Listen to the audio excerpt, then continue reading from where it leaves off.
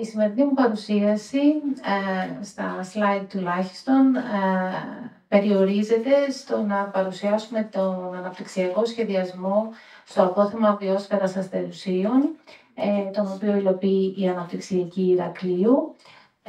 Ένα νέο σχέδιο που έχει υποβληθεί ήδη στο Υπουργείο Περιβάλλοντος και αφορά στον συνολικό αναπτυξιακό σχεδιασμό της περιοχής. Αλλά πριν ξεκινήσω, καθώς είχαμε μία αλλαγή στο πρόγραμμα, θα ήθελα να σας πω δύο λόγια για την Αναπτυξιακή Ηρακλείου συνολικά. Η Αναπτυξιακή Ηρακλείου είναι ο αναπτυξιακός φορέας των Δήμων του νομού Ηρακλείου.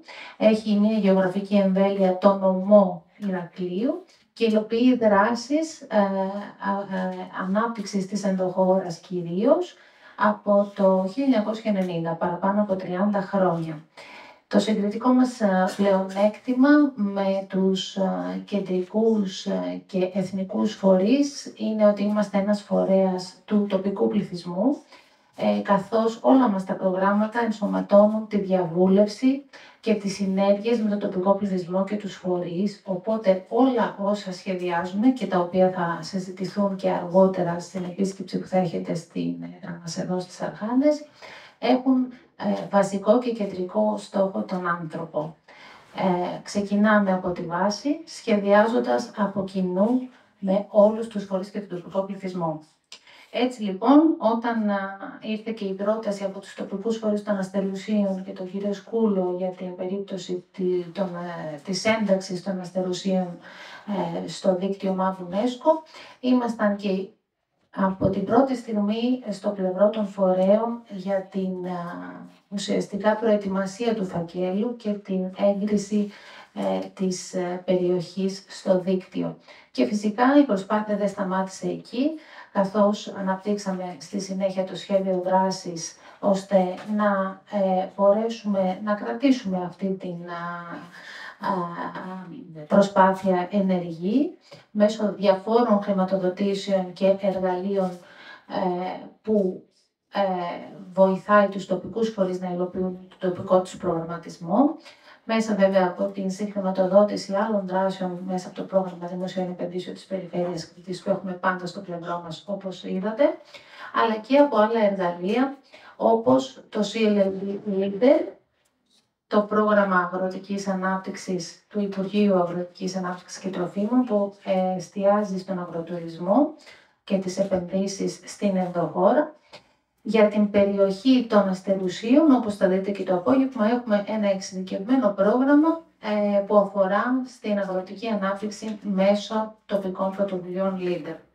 Σήμερα η παρουσίασή μου, όπως σας είπα, θα εστιάσει στο αναπτυξιακό σχεδιασμό της περιοχής, ένα πρόγραμμα που έχουμε υποβάλει στο Υπουργείο Περιβάλλοντος, το οποίο βασίζεται στη λογική και στη μεθοδολογία του Εθνικού Σχεδίου Ανάπτυξης με 5 άξονες του Εθνικού Προγράμματος Ανάπτυξης και πάνω σε αυτό ουσιαστικά, σε αυτή τη μεθοδολογία, υλοποιήσαμε ένα σχεδιασμό δράσεων εξειδικευμένης για τις περιοχές των Αστερουσίων. Εδώ βλέπετε την περιοχή παρέμβασης των Αστερουσίων σαν σχέδιο ανάπτυξης με την πράσινη γραμμή, ενώ με την μπλε γραμμή είναι η περιοχή αποθέματος βιόσφαιρας που έχει ενταχθεί στο δίκτυο ΜΑΠ UNESCO. Το αναπτυξιακό σχέδιο που μόλις σας παρουσίασα, όπως είπαμε, έχει συνολικά 5 άξονες προτεραιότητας με 31 μέτρα και 82 συνολικά δράσεις. Εδώ βλέπετε ένα προτινόμενο αρχικό προϋπολογισμό ανά άξονα προτεραιότητας. Βλέπετε ότι υπάρχει πάρα πολύ σημαντική χρηματοδότηση στην πράσινη ανάπτυξη και στην ανάπτυξη υποδομών λόγω και της φύσης των έργων που προβλέπονται σε κάθε άξονα. Και εδώ υπάρχει και πιο αναλυτικά στο σχέδιο ανάπτυξης ο προϋπολογισμός με τα αντίστοιχα μέτρα και πώς αυτός έχει διαμορφωθεί εσωτερικά. Αυτό, όπως σας είπα, είναι ένα γενικό πλάνο αναπτυξιακό της περιοχής. Στόχος της Αναπτυξιακής Ηρακλείου είναι και ανεξάρτητα από την ολική και συνολική του χρηματοδότηση, όπου μπορεί σε άλλα σχέδια ή σε άλλα αναπτυξιακά προγράμματα να εντάσσει και δράσεις ανεξάρτητα από το σύνολό του, αλλά και συμπληρωματικά. Και ευελπιστούμε στο να έχουμε την έγκρισή του σύντομα, ώστε να περάσουμε και στην υλοποίηση όλων των μέτρων.